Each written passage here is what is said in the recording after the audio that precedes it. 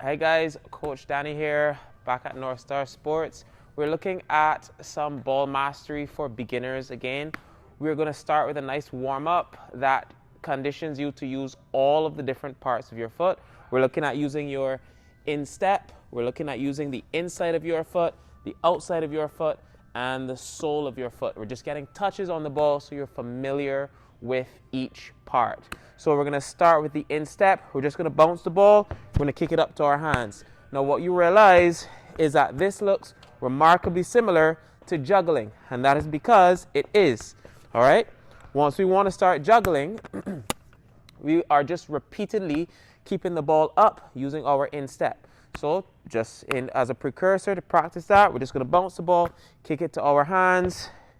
And the better you get at this, the easier it will be. We want to do about 20, 30 with each foot before we move on to the next one. Now, once you've done that, we're going to now look at using the inside of our foot. We're going to drop the ball again and just touch it up using the inside of our foot.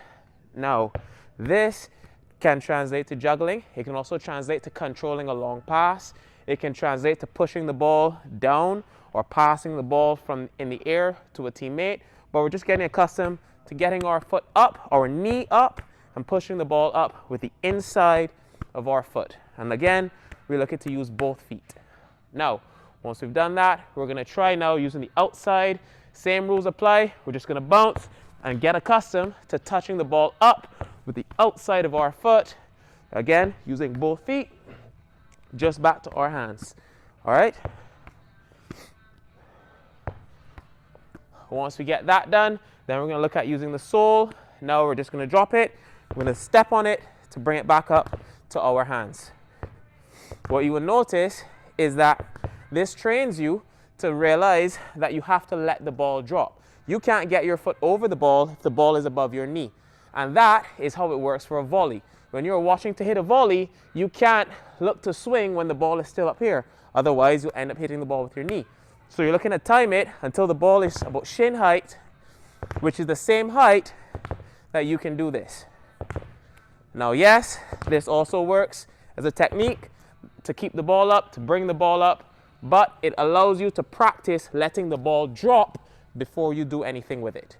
And there we go, a quick, simple warm-up using all the different surfaces of your foot that you can do before a ball mastery session. Now we've gone through the warm-up, we're looking at some simple ball mastery. Now we're going to practice moving the ball using the different parts of our foot. So we're going to start all the way at one side. We just want about 15 yard, 20 yard space. All we're going to do is we're going to start running with the ball using our instep, transition to using the sole of our foot, and back to using our instep again. So we're going to start to move with the ball, then we're going to transition to roll it, and then transition to using your instep. Going back up, we're looking for the same thing. We're going to move the ball with our instep. We're going to transition to roll, transition to instep again. The faster we can do this and the more control we have over it, the more touches we have over it, the easier it's going to be to do it at speed, which again is the aim of soccer. All right, now we're going to look at moving with the ball, stopping it, and moving it again. So we have the same setup, again about 15, 20 yards. We're going to have a designated space in the middle, and all we're going to do is we're going to travel with the ball, we're going to stop it, and we're going to move it again. Then on the way up, we're going to try it with the other foot.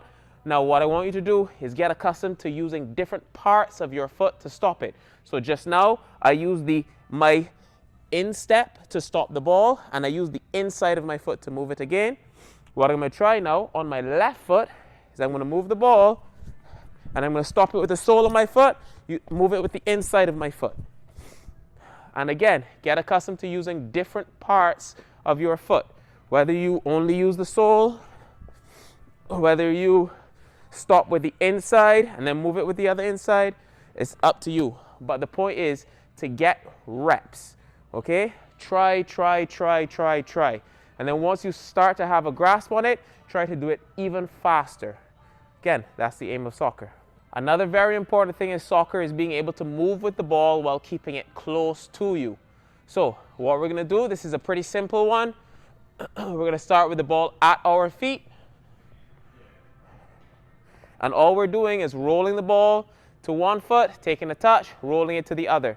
Roll to one, touch, roll to one, touch, roll to one, touch. All right? And again, the aim is to get comfortable enough doing this that you can do this at speed. Now, if you have a group, we can make this a challenge. So, if I have 6 people and 6 people, I can have 3 and 3, 3 and 3. Then what I have is that you have to travel using the same techniques that we just learned. Down, give the ball to your teammate. Now, getting the ball to your teammate shows that you moved from one side to the other side with control. Then the competitive aspect, where you're competing against the other team, is what encourages you to do it at speed. So now we're focusing on speed and control of the ball. You go down, give the ball to your teammate who brings it all the way up in the same techniques, whether they're using the stop and go, whether they are using the side to side, whether they're using the different surfaces of their foot. You now turn it into a competition. And what you will have is that you get to train, like I said, the speed and the control. Winning team, congratulations. Losing team, you have some forfeit. Either you have to collect the balls or the cones, whether you have 5 burpees, something small, but enough to keep it competitive. Now here's one more bonus one that you can do afterwards. We learn about keeping control of the ball and touching it as we go. Can we keep it in the air and keep control over it at the same time? Can we drop the ball, for example, and touch it with our instep with only one bounce in between all the way to our teammate at the other end of the field?